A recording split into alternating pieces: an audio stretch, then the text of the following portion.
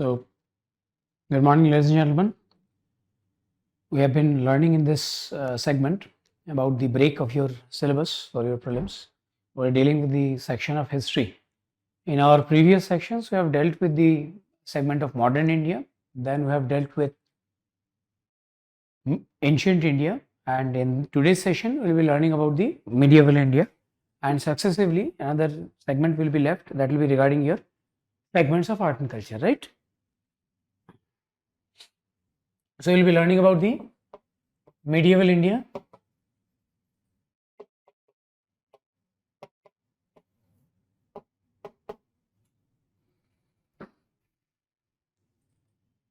Your medieval India will be starting with the Delhi Sultanate.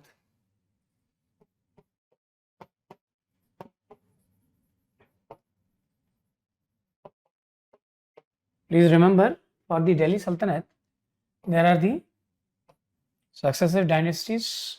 There is the Mamelukes and Ilbaris, or the slave dynasty, also in common parlance known as the slave dynasty.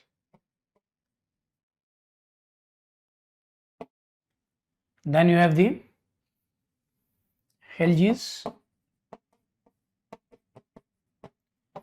Then we have the Tughlaqs.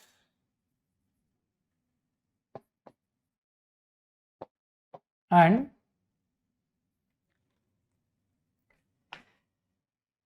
Sayyids. And finally the Lodhis. Please remember, UPSC again is very much fascinated about the foreign invasions. So here during the Mamelukes and the Khiljis, it is marked by the Mongol attacks. Already asked in your prelims paper. Also, between the transition of Sayyid Tughlaq and the Sayyids, there is the invasion of Timur in 1398. Timur, which led to the changes in the power struggle, power equation, and Tughlaqs were toppled by the Sayyids. Here also between all these Mamelukes, Khiljis and Tughlaqs are to be the most important. Sayyid the least, and maybe some about Sikandar Lodi, one ruler, that is going to be important. Try to, again, number of questions from medieval India are very, very low. I'll give a general idea about what are the topics that should be done and you are good to go. For example,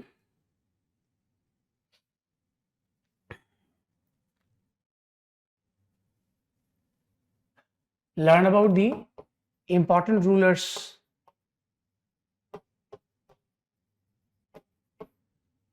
their contributions, right? About polity and governance and governance, right? They can be questions of technical terms and key concepts.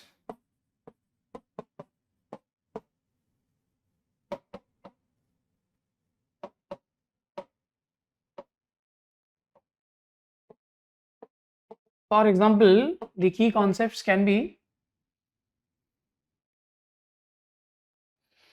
ideas like Ikta, right? For example, market policy of Alauddin Khilji, right? These kind of questions. UPSC asked a question regarding the Suba Pargana, the sequence.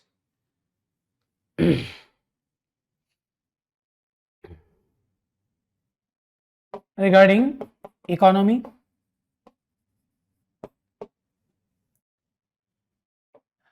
taxation. For example, you need to understand about the different positions. The position, suppose regarding espionage, that is Barid or Barid-i Mamalik, the head. For military, that is Arz-i Mamalik or Ariz-i Mamalik, and the department of military is Diwani Ariz. Now you need to understand the position of monarch and the Ariz-i Mamalik. Ariz-i Mamalik was not the supreme commander, the king was. Again, the term wazir meant the Ministry of Finance. Later on, during Mughals, it will become Prime Minister. These kind of conceptual clarity, they are very much required.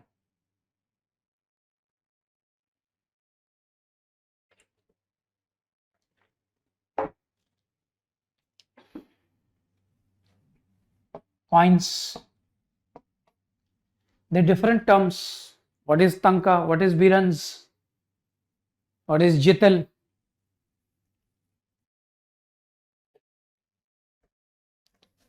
Right? Basically, the questions will be prioritizing on polity and governance as well as economy. There can be questions on society, but not particular questions can be asked. For example, during the Mughals or before, Agrahatta became the Persian wheel for irrigational purposes. These technical words have been asked in your prelims, so you have to be mindful about them. After the contemporary to the experiments of Muhammad bin Tughlaq, there will be the political ruckus in the Deccan region, known importantly as the Vijayanagara and Bahmani conflict or Vijayanagara and the Bahmani kingdom. That means alongside Delhi Sultanate, there is another chapter, that is Vijayanagara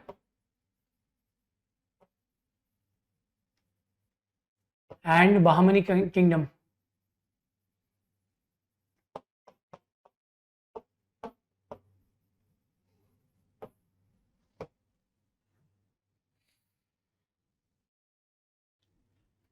The Vijayanagara and Bahmani kingdom, roughly Vijayanagara lasts the earliest, is established the earliest, and also survives beyond Bahmani kingdom. Right, Vijayanagara gets established in 1336 and the disintegration happens in 1565. For example, the Delhi Sultanate, the time period was 1206 lasting till 1526. So here again, for Delhi Sultanate, learned the tenure of Balban, its policy, how he ended the system of Chalisa. These are factual questions, right? Who established the system of Chalisa? These kind of clarity is required and question can be asked. For the Vijayanagara and Bahmani kingdom, basically learn about, for Vijayanagara, the Sangam dynasty, the Saluva dynasty, the Tuluva dynasty and the Aravidu dynasty. Right, first three will suffice. Even in this case, just remember the list and learn about important rulers. For example, Devaraya the first, Devaraya the second, Krishna Devaraya, their achievements. Questions have been asked. And it is very, very important that you remember the foreign travelers. It is extremely logical that questions will be asked. Abdul Razak, right, Nunez, Nikitin, a number of travelers, they have come to the court of the Vijayanagara and the Bahmani rulers. Right, learn about the important battles. Right, here definitely polity, important battles.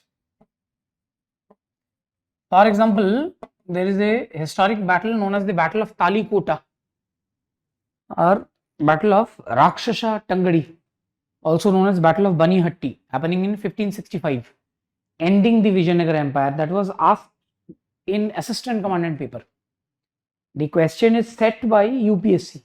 So if UPSC is thinking on these lines, it is logical that For UPSC, your administrative papers also, the questions on similar trend can be there. Right? Important locations.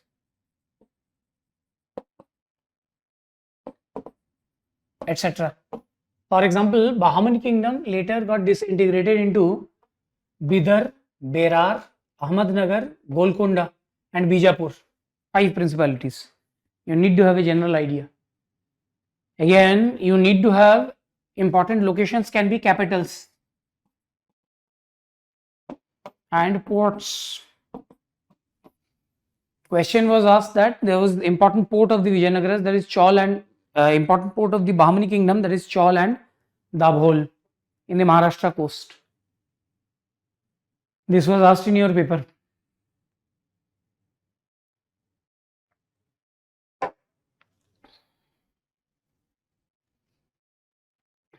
Question will be something like this. A number of terms X, Y, Z, Chaul, A, B. Only one clue you will be comfortable about.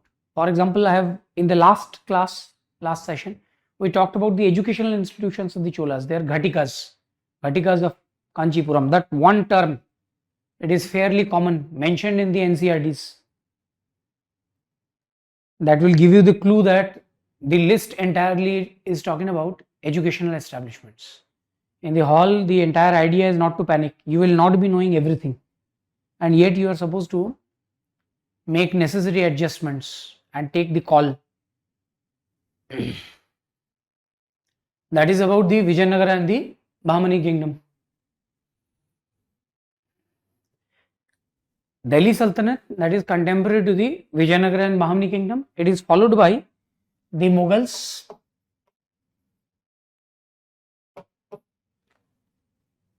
and the Marathas.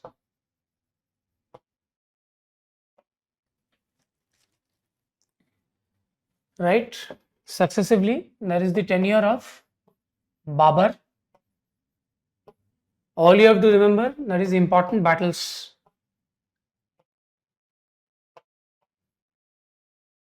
The battles he fought. Some contributions in architecture, not much, only 4 years. Wrote the writing Tuzuki Babri in Turkish language. Later on translated as Babar Nama. So language in literature will be covered separately, but nonetheless we are mentioning Humayun. Again, there is not much. There are certain contemporary literature written. For example, Humayun Nama. Write some architecture. For example, Deenpana Palace. Some wars during Humayun. So in between there is the Sur dynasty, established by Sher Shah Suri. Here you have to have a general idea about the political campaigns.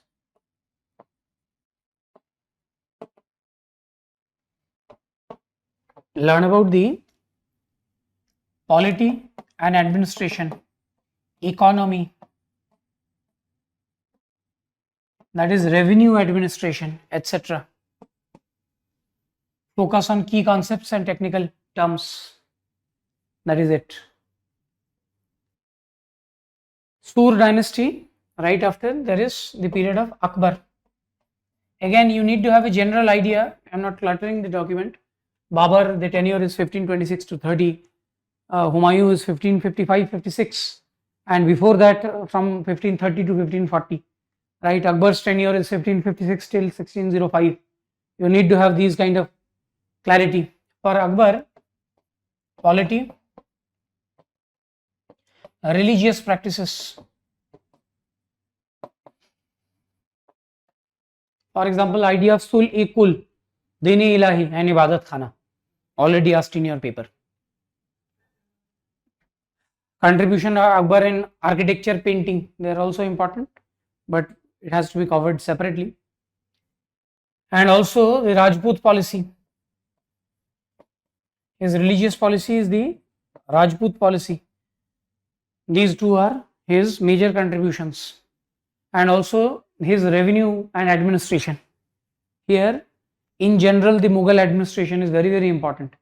The main administrative developments could be traced from the or during the period of Akbar onwards. His finance minister was Todermal, who took the clue from Sher Shah Suri, and that foundation block survived for many, many centuries. That is the system of bandobast, a kind of dhasala system.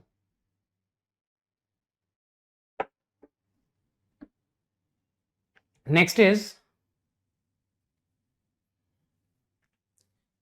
Jahangir. Again, some administrative changes, mostly, and also painting, which will be covered separately. The painting of Jahangir, it reaches climax. That was asked in your prelims. Painting started during the period of Akbar, right? He basically, his father Humayun brought certain Persian painters, Abdul Samad and Mir Sayyid Ali, right?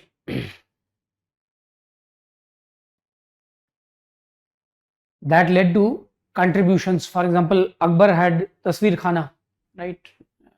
That idea, painting, reached the climax. Some regarding, you have to remember the foreign travelers contemporary to Jahangir, that is of most importance for your prelims.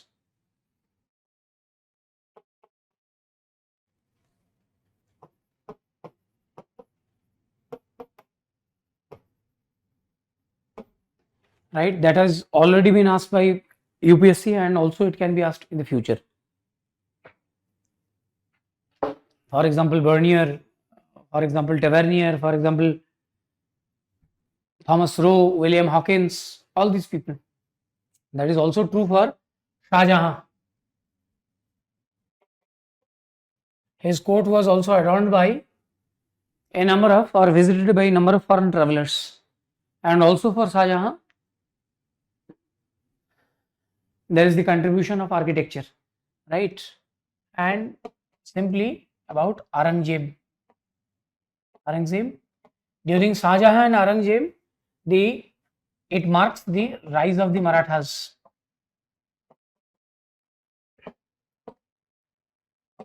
Do not overdo these topics. The chances of questions being asked were rather doubtful, right? Have a brief understanding, collect the factual information, focus on polity, economy and society, and that's all. That is also true for the Marathas, right? Again, do not go for the dynastic political history for or too much of details regarding Sambhaji, Shivaji or Sahuji, right? Again, you try to find out about the or learn about administration, right? Taxation. Under administration, what is the Ashtapradhan? What is the position of Peshwa? Right? Simply, you need to have a conceptual clarity that Peshwa is not indigenous development of the Marathas. For example, you need to have a clarity that the taxes like Chauth and Sardeshmukhi, they are imposed on the non-Maratha territories, a kind of protection money, and it means 1/4 and 1/10 of the revenue respectively, right? You need to understand who the Bargis are, who the Pindaris are. So in this way, have a general idea about the Marathas and have a clue regarding the economy and also navy, right? Again, in these times, the government is also celebrating about the Maratha navy. So you also have to have a general clarity about the developments of maritime activities during the Maratha period. A basic idea with the conflict with Aurangzeb. You do not have to, in a very flamboyant fashion, deal with how the battles were carried out, who emerged victorious, how they emerged victorious, all these micro details. Absolutely not required. So in this way, the medieval India finishes. There can be another topic which has been covered separately in your modern India. That is the advent of the Europeans. That is also happening simultaneously alongside the Mughals in India. So there I have already given the topics and how to prepare them in your modern India classes. So basically that is it, everything regarding the political, social and economic history of medieval India. In our next session, we will learn about the segment of art and culture, which will be dealing from the period of ancient and medieval, right? So that's it for today. We'll meet again next time. Thank you.